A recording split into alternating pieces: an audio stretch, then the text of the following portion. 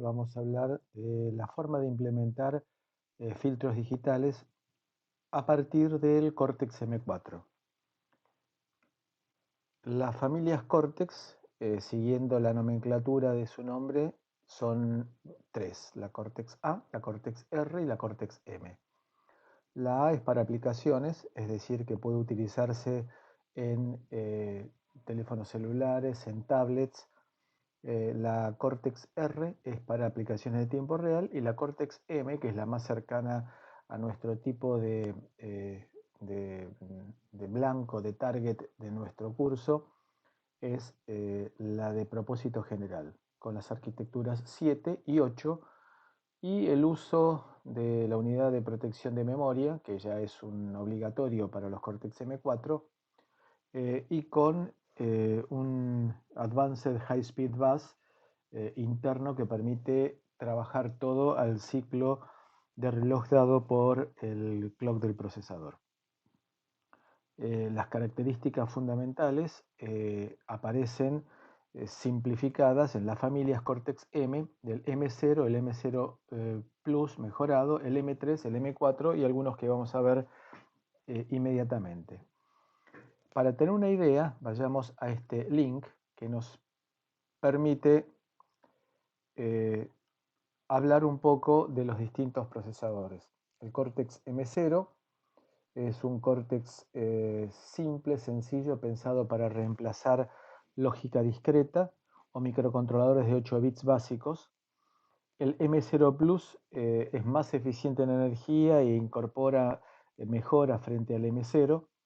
El M1, que existe solamente en versión tipo, llamémoslo así, VHDL, no es estricto porque lo que es un módulo para poder implementar en una FPGA y que está orientado a aplicaciones de tipo académico. El Cortex M3, que es un microcontrolador de 32 bits de prestaciones moderadas, pero que es muy eficiente en el uso de energía y de muy bajo costo.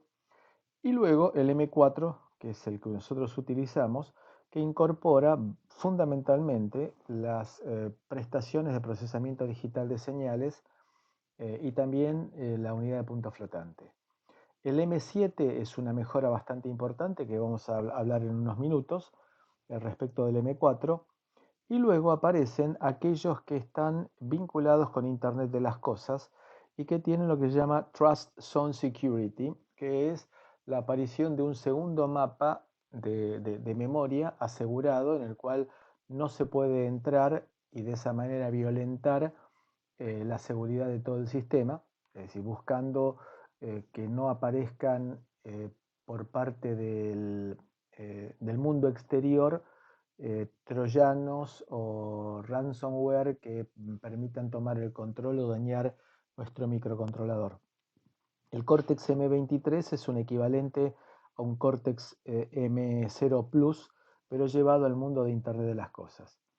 El M33 es una versión de Cortex M4 mejorado que tiene también la opción de trabajar en el mundo de Internet de las Cosas, y el M35 y M55 son superlativos a estos. Veamos una tabla comparativa que es la que nos va a permitir tomar algunos criterios generales de mejor nivel. Entonces, arquitecturas Cortex M0 y M1, hasta M1 es arquitectura B6, M23, 33, 35, 55 son arquitectura ARM 8, la más moderna vigente actualmente, y M3, M4 y M7 son integrantes de la versión 7 de la arquitectura.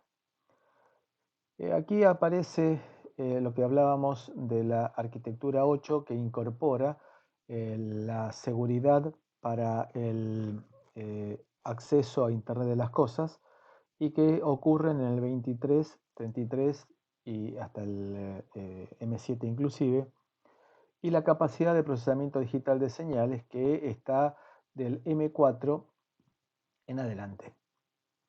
Y luego otros aspectos que hablan de la de la potencia que tiene. En cuanto al bus, M3 y M4 utilizan el Advanced High Speed Bus Lite, mientras que los más modernos utilizan el Advanced High Speed Bus o una versión mejorada del High Speed Bus Lite, que es AXI. En los más nuevos aparece la opción de tener una memoria caché de instrucciones y de datos, y este TCM es un Tighted Coupled Memory que garantiza la ejecución de las instrucciones en un ciclo de reloj, aún trabajando con memoria caché.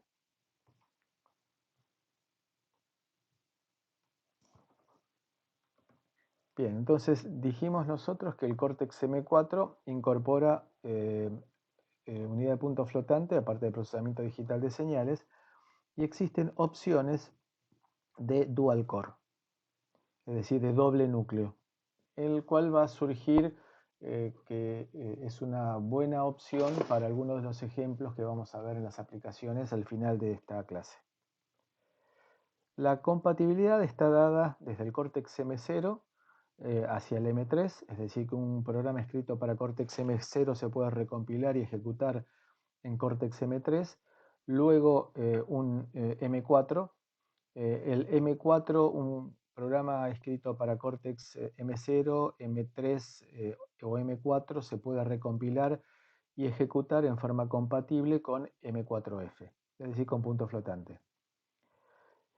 CMSIS fue una idea que tuvo ARM, que consistió en implementar una biblioteca que fuera común para todos los fabricantes. Es decir, CMSIS significa Common Microcontroller Software Interface Standard, que es una interfaz estándar, de manera que una empresa, cualquiera de los fabricantes de chips, se le ocurre incorporar un conversor analógico a digital, puede incorporar el conversor analógico a digital que se le ocurra, respetando ciertas características, como por ejemplo crear una función que sea, por ejemplo, start AD, es decir, iniciar el conversor, y otra función que sea read AD.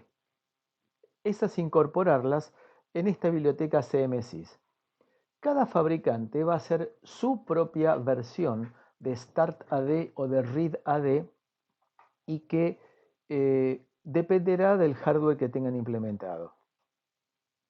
Luego, el usuario va a poder utilizar siempre, invocar a la función StartAD o ReadAD, cualquiera sea el fabricante y cualquiera sea el modelo.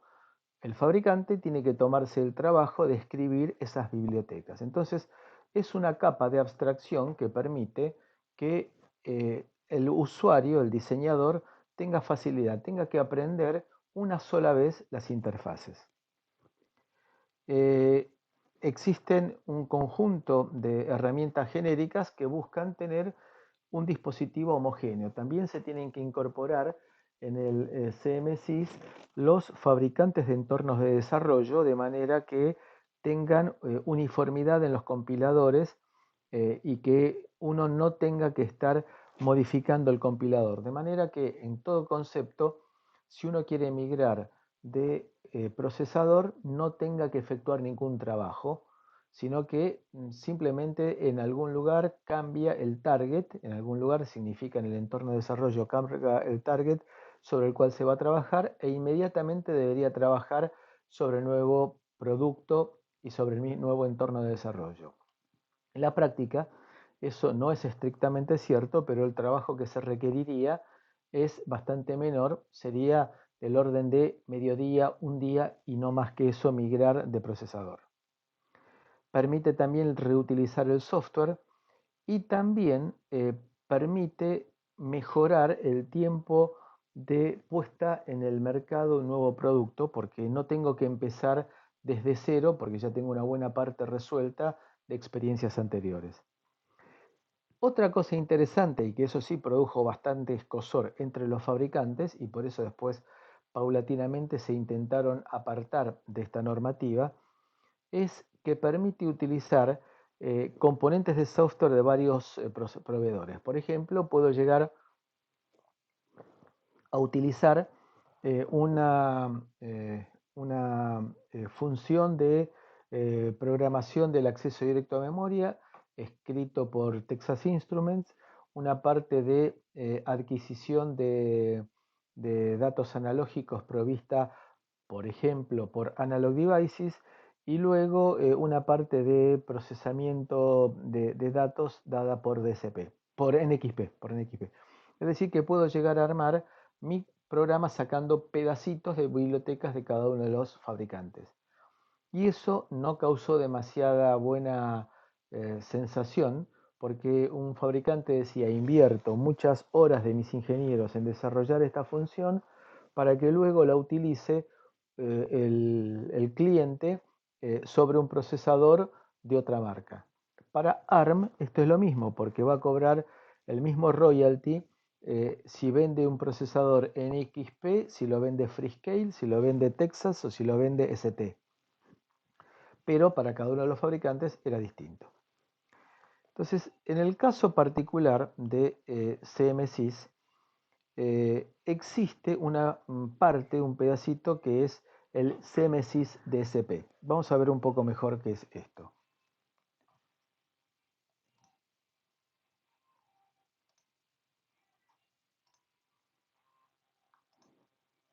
Bueno, estas son dentro de lo que nos ofrece ARM, tenemos para los desarrolladores distintas etapas de CMSIS. Una para el núcleo, para el Cortex M, luego para drivers, que es lo que se llaman habitualmente middleware, es decir, el ware que está en el medio, jugando con la palabra ware de hardware, software, firmware. Entonces el middleware es el que está en el medio y que permite manejar piezas complejas de hardware. Y hay uno en particular que es el vinculado con DSP. Entonces este que está vinculado con DSP nos permite entrar, por ejemplo, en esta biblioteca de CMSIS DSP. ¿Qué es lo que nos ofrece? Bueno, nos ofrece distinto tipo de funciones, desde matemáticas, matemáticas rápidas, algunas funciones de filtrado, que son las que a nosotros nos interesan a nosotros. Y acá nos aparecen distintos tipos de filtros que podemos llegar a utilizar.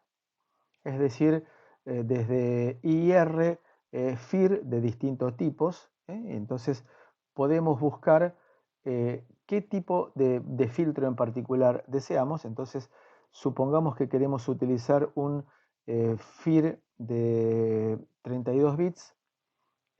Y acá nos aparece la forma, en caso este en particular, por ser F32 significa de punto flotante, que vamos a entender un ratito más, y nos dice acá cómo es que tiene que ser utilizado.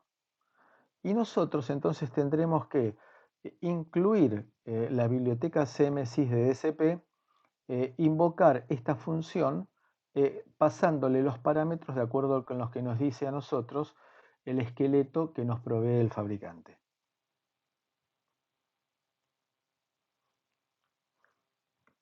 Entonces, ¿qué es lo que nos ofrece? 61 algoritmos. Matemática básica, estadística, matemática rápida de tipo seno, coseno, raíz cuadrada, que bueno, tener que implementarlo uno sería sumamente complicado.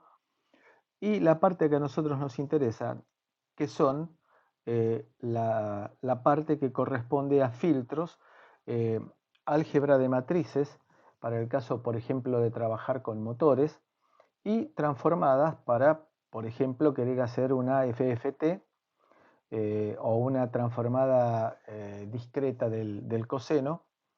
Y también se podría llegar a incorporar eh, la parte de controles de tipo PID si quisiéramos hacer algún tipo de función de realimentación del movimiento de un motor.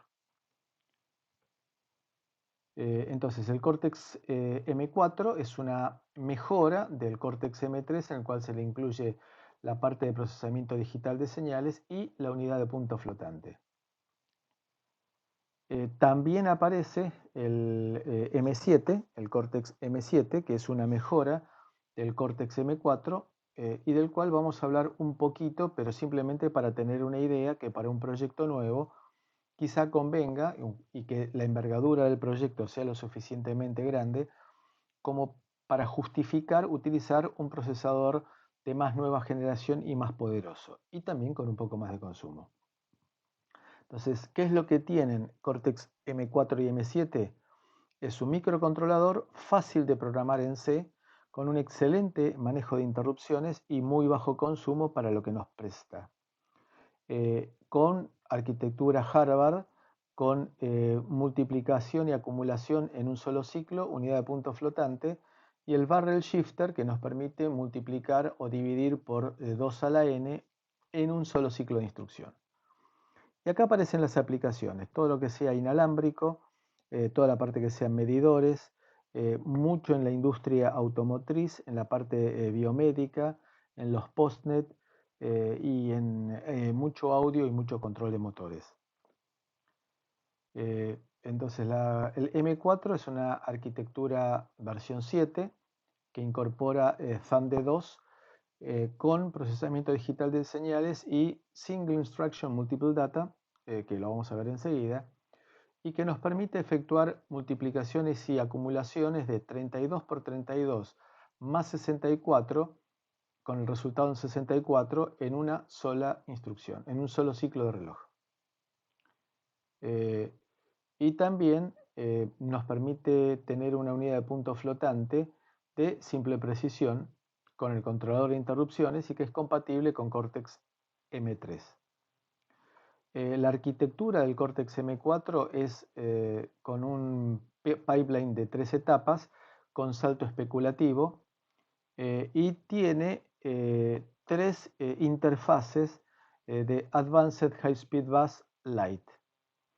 Tiene múltiples modos de trabajo de baja energía, óptimo para equipos alimentados por baterías y con una configuración muy flexible que nos permite elegir la mejor forma para trabajarse en nuestro proyecto.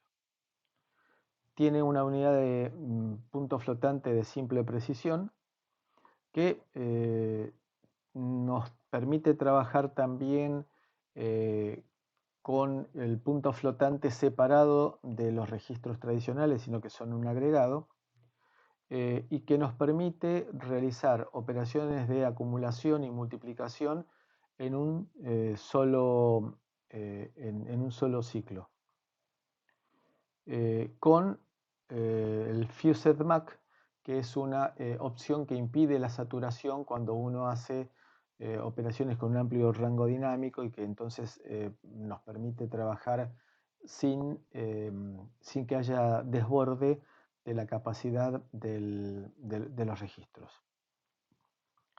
Lo único que nos lleva más tiempo que lo tradicional es la división y la raíz cuadrada.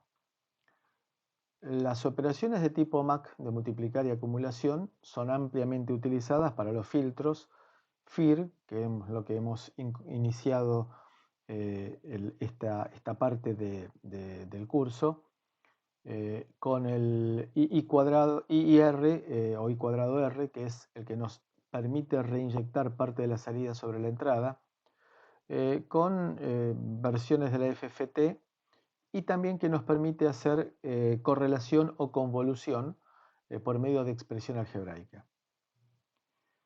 El Single Instruction Multiple Data aprovecha una opción que es la de utilizar adecuadamente el tamaño de los registros. Normalmente un conversor analógico a digital es de 12 bits. Entonces no se justifica utilizar un registro de 32 bits para realmente usar 12 de esos 32 bits.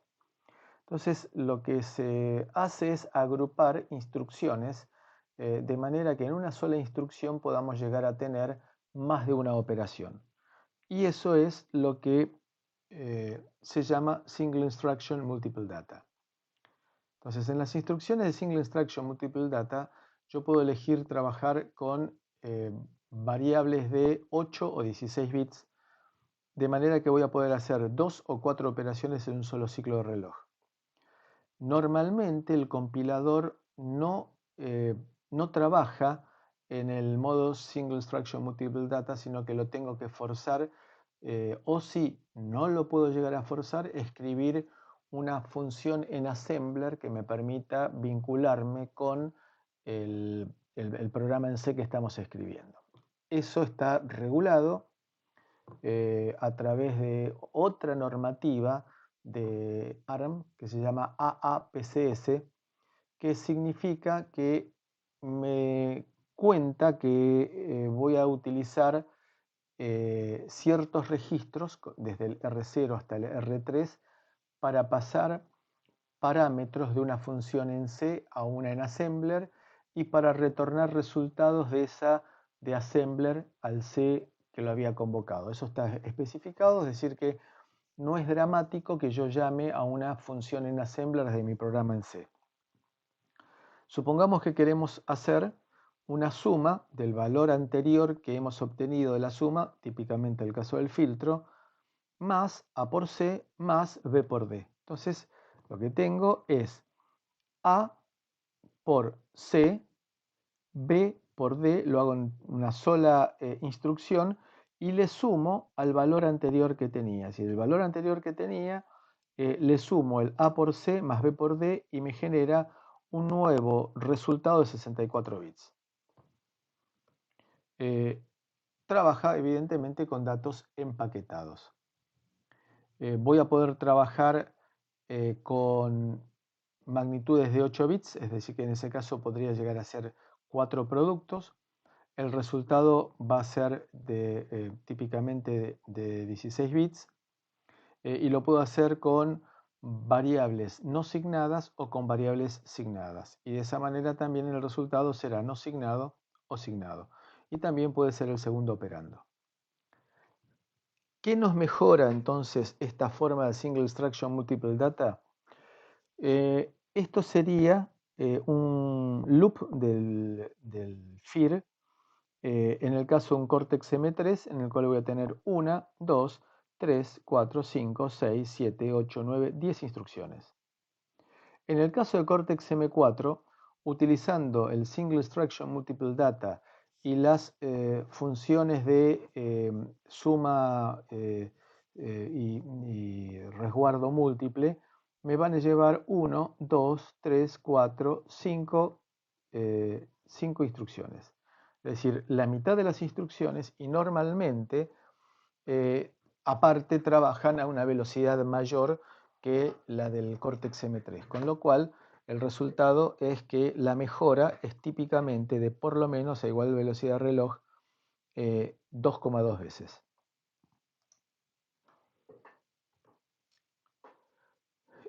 También de esta manera vamos a tener las instrucciones que nos permiten hacer 16 por 16 más 16 por 16 me da un resultado en 32 bits. Y que estas son las instrucciones de Single Instruction Multiple Data, que son las que nos permiten ganar tiempo en el caso de múltiples operaciones, típicamente para los filtros, operaciones de matrices. También tenemos operaciones de 8 y 16 bits con múltiples. Esta Q es la de saturación signada, que es la forma en la cual evitamos de que nos aparezca el overflow, el desborde. Como siempre uno utiliza las estadísticas en beneficio propio, por el hecho de tener una unidad de punto flotante compatible con el IEEE 754, nos permite mejorar considerablemente la prestación, usando la referencia de lo que sería la prestación de un procesador que no tenga unidad de punto flotante. Bueno, vemos acá que con la unidad de punto flotante se mejora notablemente la performance tanto para el FIR como para el IR y también para el FFT. No tanto para la multiplicación de matrices y también para la convolución. Entonces, repetimos que nos permite trabajar bien con filtro FIR, con IR, con DFT y con la FFT, con lo que se llama el butterfly, es decir, esta forma así cruzada que es la que nos permite, como si fuera una mariposa con las alas desplegadas, que nos permite obtener la FFT en forma algebraica. Si usamos nosotros la biblioteca DCP-CMSIS, vamos a poder trabajar con números flotantes, enteros de 8, 16 o 32 bits, con una implementación que puede ser bare metal, es decir, sin sistema operativo, digamos bien tipo hardware, utilizando buffers duales, lo que se llama en la jerga ping-pong, que recomiendo buscar y leer un poco sobre el tema. Y podemos utilizar también la implementación ya no en bare metal, que uno hace todo, el diseño del firmware, sino con un sistema operativo en tiempo real en el cual tendremos un hilo de DSP, es decir, una tarea de DSP y una cola de mail, que es la que nos permite vincular una función con otra. Es decir, la cola de mail es una cola en el cual es el concepto de un mail, que una tarea le envía un mensaje a otra tarea, una de las cuales es el DSP. La interfaz, la norma IEEE 754 del año 2008, la versión actual, define los formatos aritméticos, la forma que se intercambian datos, la parte de redondeo, las operaciones que se pueden llegar a implementar y cómo se manejan las excepciones, es decir, excepciones en el caso de división por cero, en el caso que haya desborde, saturación, etc. ¿Cuándo conviene punto fijo y cuándo conviene punto flotante? Bueno, en el caso de punto fijo, yo puedo trabajar 32 por 32 más 32 en un solo ciclo, 32 por 32 más 64 bits en un solo ciclo, y que tenemos el Single Instruction Multiple Data en punto fijo, sí, no en punto flotante, y estamos limitados, eso sí, a usar los 16 registros de 32 bits de R0 a R15. Y hay 3 que están reservados por el compilador, que son los 3 más altos, que serían el link register, el stack pointer y el program counter. En el caso de punto flotante, tenemos MAC en un solo ciclo, no tiene SIM, pero nos provee 32 registros de punto flotante que están encima, que están aparte de los 16 registros básicos del procesador. Esto facilita los loops y reduce el uso de la pila, optimizando el uso de la memoria y el tiempo de ejecución. Guías generales. Si tenemos datos enteros a procesar de 8 a 16 bits, conviene trabajar con punto fijo. Si son datos de 32 bits, pero con algoritmos simples, va a convenir usar también punto fijo. Ahora bien, el punto flotante va a permitir usar óptimamente algoritmos complejos o algoritmos en los cuales el rango dinámico de las variables es muy disímil. Es decir, es muy grande el rango dinámico, podemos tener entonces entradas muy pequeñas o entradas muy grandes. Hemos mencionado el Cortex M7. Bueno, el Cortex M7 es un paso bastante adelante y no es tan sencillo de interpretar. El Cortex M7 cambia por completo su cola, en la cual es un pipeline de 7 etapas, en el cual mejora notablemente el branch especulativo y todas las instrucciones de branch son de un solo ciclo, si es exitoso. Es decir, si se tiene que hacer el branch, se tarda un solo ciclo porque ya previamente se calculó y se computó y se te dejó todo preparado y se hizo en la nueva dirección, ya se empezó a hacer búsqueda de código de operaciones como para no perder tiempo. ¿Se acuerdan ustedes que cuando tenía el desajuste del pipeline porque había un branch, tenía que esperar a que se me reconfigurara el pipeline en 3 ciclos. Entonces, de esta manera mejoramos la ejecución de los loops, evitando overheads en los cuales siempre se tardaba, cuando se pegaba el loop, como vimos hace unos minutitos, dentro de un filtro se tardaba porque tenía, cuando se saltaba del final al principio, que reactualizarse el pipeline. En el caso del Cortex M7 no hace falta.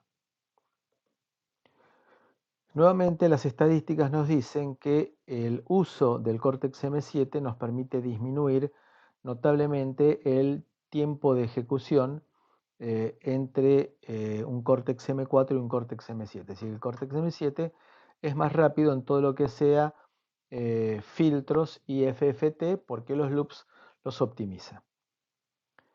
Y para terminar con esta parte, vamos a ver dos aplicaciones que son bastante ejemplificativas. Eh, aplicaciones, todo lo que se nos pueda ocurrir, desde la eliminación del eco en la línea de comunicaciones, hacer más claras las imágenes cuando se está haciendo una tomografía o una resonancia magnética, es decir, para aplicaciones de tipo diagnóstico médico, para hacer encriptado de conversaciones en teléfonos celulares, para procesar datos en sismógrafos vinculados a la exploración petrolífera, en las que se hace, por ejemplo, estallar una carga enterrada, una carga explosiva enterrada, y con un conjunto de micrófonos se analiza los rebotes que se producen en las capas de la Tierra, en las capas geológicas, y luego se procesa esa información y se obtiene un reporte sísmico en tiempo real. Es decir, no tengo, como antes pasaba, que grabar y llevarlo a un estudio para obtener conclusiones y volver luego al lugar en donde se hizo el ensayo, sino que ahí puedo tener respuestas en tiempo real en equipos portátiles y de esa manera, eh, por ejemplo, hacer una nueva experiencia de una nueva carga, pero colocando los micrófonos en determinado lugar que surgieron de la versión anterior de estudio. Reconocimiento de voz, hoy en día que es tan común cuando uno dice OK Google, alguien reconoce la voz y después detecta con nuestra voz qué es lo que uno quiere hacer. Para reproductores de audio, reproductores de tipo MP3, para modem Wi-Fi, cámaras digitales y mucho control de motores, bombas, sistemas de adquisición de datos, sistemas de adquisición y procesamiento, sistemas de control, etcétera, transporte, etcétera. Bueno, acá vemos una buena conjunción, y esto daba pie a lo que habíamos dicho antes, de que podríamos llegar a tener procesadores multinúcleo, en los cuales lo que hacemos es tener un Cortex M0 que se encargue de las tareas generales. Yo lo que digo siempre es que aquí lo tenemos a Batman y aquí está Alfred. Entonces Alfred es el que se encarga de leer USB y el que se encarga de codificar lo que viene por el USB y pasarle a Bruno Díaz qué es lo que está sucediendo. Entonces el Cortex M4 se encargará de su función específica, por ejemplo, procesamiento de audio a través de un filtrado, como en este caso sería un IR. Le devuelve los resultados, acá nos aparece la cola bidireccional entrelazada, que habíamos visto en sistemas operativos, y el Cortex M0, cuando recibe el resultado del Cortex M4, se lo pasa a un puerto serie de salida que a través de un códec de audio envía información a los parlantes. Entonces, la música que estoy enviando desde la PC es procesada a través de un puerto USB y del Cortex M0 que le entrega en bandeja lo que tiene que hacer el Cortex M4, quitándolo del medio del manejo de periféricos. Existen versiones como la familia LPC 4350, en particular la 4330, que nosotros usamos durante muchos años, que tiene un Cortex M0 y un Cortex M4 en un solo encapsulado. Otra cosa que es muy frecuente es el control de motores utilizando un Cortex M4, porque el Cortex M4 tiene la posibilidad de trabajar con matrices utilizando CMSIS, DCP, y de esa manera manejar las matrices del motor y que de esa manera yo puedo estar controlando en tiempo real y lo puedo redondear colocando un lazo de control de tipo PID de manera que me afecta la excitación en tiempo real. Entonces tengo que calcular el lazo, tengo funciones también de CMSIS DCP como para manejar el lazo de control.